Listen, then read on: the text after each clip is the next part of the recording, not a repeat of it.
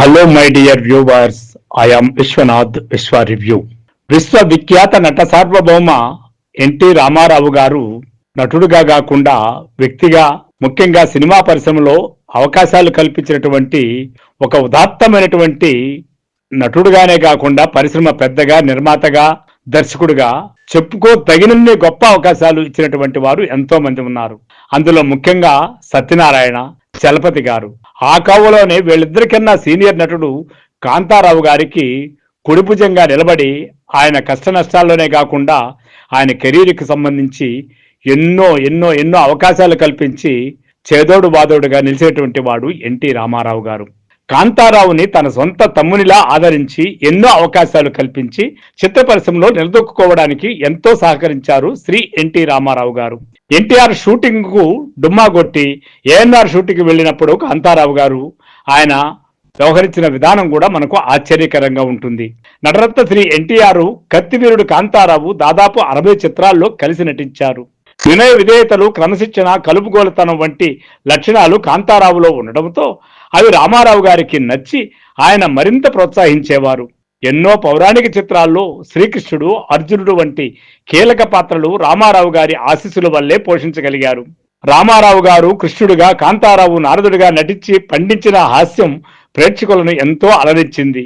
రామారావు గారి సొంత చిత్రం జయసింహలో తమ్ముడి వేషం కోసం మొదట జగ్గయ్యను అనుకున్నారు. ఆయన అందుబాటులో లేకపోవడంతో ఆ అదృష్టం కాంతారావుకి దక్కింది. అప్పటికి 3 చిత్రాల్లో మాత్రమే నటించి ఫ్లాప్స్ లో ఉన్న కాంతారావుకు తనతో సమానమైన పాత్ర ఇచ్చి రామారావు గారు ఆదుకున్నారు. జయసింహ కాంతారావుకు తొలి కమర్షియల్ బ్రేక్. ఆయన జానపదాలకు పనికి వస్తాడని పరిశ్రమకు తెలిపిన సినిమా ఇది. దీపావళి చిత్రంలో రామారావు గారు కృష్ణుడిగా, కాంతారావు నారదుడిగా తొలిసారి కలిసి నటించారు. నారదుడిగా కాంతారావు అభినయము రామారావు గారికి నచ్చింది. బ్రదర్, కృష్ణుడి వేషం ఇక నుంచి నాది, నారదుడి పాత్ర మీదే అన్నారు రామారావు గారు. ఆ మాటకు ఆయన కట్టుబడ్డారు కూడా. కాంతారావు కొన్ని చిత్రాల్లో శ్రీకృష్ణుడిగా నటించినా తను మాత్రం నారదుడి పాత్ర జోలికి పోలేదు. ఇక్కడ లవకుశ చిత్రం గురించి ప్రత్యేకంగా చెప్పుకోవాలి. ఇందులో లక్ష్మణుడి పాత్ర కోసం చాలా మంది ప్రయత్నించారు. వారిలో కాంతారావు కూడా ఉన్నారు. ఆ చిత్ర దర్శకుడు సి పుల్లయ్య కూడా కాంతారావు వైపే మొగ్గు చూపారు. కానీ రాజకీయాలు జరిగి తెలుగులోను, తమిళంలోనూ ఆ పాత్ర జమినీ గణేశంతో చేయించాలని నిర్ణయించారు. ఆ విషయం కాంతారావుకు తెలిసి నిర్వేదానికి లోనయ్యారు. అయినా ఈ విషయం రామారావు గారి దృష్టికి తీసుకెళ్దామని మరునాడు ఉదయమే రామారావు గారి ఇంటికి వెళ్లారు. రామారావు గారికి ఈ విషయం చెప్పగానే వెంటనే నిర్మాత శంకర్ రెడ్డికి ఫోన్ చేసి లక్ష్మణుడి వేషం కాంతారావుకి ఇవ్వండి అన్నీ చెప్పేశారు. మేము ముగ్గురము అన్నదమ్ములము, కాంతారావు మా 2వ తమ్ముడు అని కూడా చెప్పారు. అలా లక్ష్మణుడి వేషం కాంతారావుకి దక్కింది. ఇవనే కాదు, చాలా వేషాలు కాంతారావుకు ఇలా ఇప్పించారు రామారావు గారు. కాంతారావు కూడా రామారావు గారంటే ఎంతో కృతజ్ఞతాభావంతో ఉండేవారని, ఏ పని చేసినా రామారావు గారికి చెప్పే చేసేవారని, అంతలా ఉండే కాంతారావు ఒక్క సినిమా విషయంలో మాత్రం రామారావు గారి అభిమతానికి విరుద్ధంగా ప్రవర్తించి ఆయన ఆగ్రహానికి గురయ్యారు. ఆ చిత్రం శ్రీకృష్ణ అవతారం. ఇందులో నారదుడి వేషానికి మొదట కాంతారావుని బుక్ చేశారు నిర్మాత అట్లూరి పుండరీకాక్షయ్య. రేట్లు డేట్లు మాట్లాడుకున్నారు కూడా.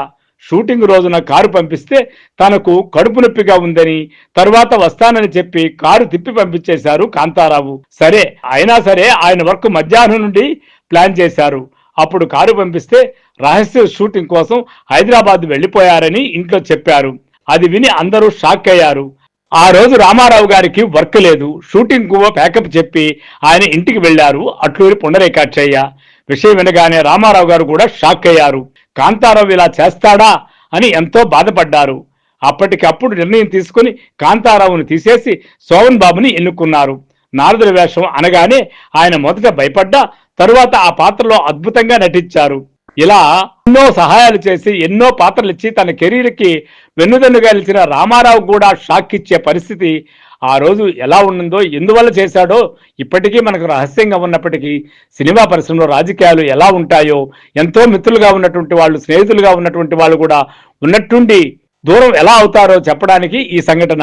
అయినా రామారావు గారు అదేది మనసులో పెట్టుకోకుండా మళ్ళీ కూడా కాంతారావును అదే విధంగా అభిమానించాడు, ఆదరించాడు. సో ఫ్రెండ్స్, కాంతారావుకి రామారావు గారి స్నేహం, సత్యనారాయణకు చలపతికి రామారావుతో ఉండే స్నేహం, ఇలాంటివి ఎన్నో చెప్పుకోవచ్చు. ఎన్టీ రామారావు గురించి చెప్పాలంటే ఆయన ఎంతో మంది నటులకు జీవితాలు ఇచ్చాడు. అదేవిధంగా సినిమా పరిశ్రమలో ఎంతో మంది దర్శకుల్ని ఆదరించాడు. సో ఫ్రెండ్స్, రామారావు గారి వ్యక్తిత్వం గురించి మీరు తెలుసుకోవాలంటే ఇంకా ఎన్నో ఎన్నో విషయాలు రామారావు గురించి వికీపీడియాలో దొరుకుతాయి మనకు, చూడండి. సో ఫ్రెండ్స్, నా కథనం కానీ మీకు నచ్చినట్లయితే మా విశ్వ రివ్యూ ఛానల్ని సబ్స్క్రైబ్ చేయండి, లైక్ చేయండి, షేర్ చేయండి. Thank you. ఐఎమ్ విశ్వనాథ్, విశ్వ రివ్యూస్.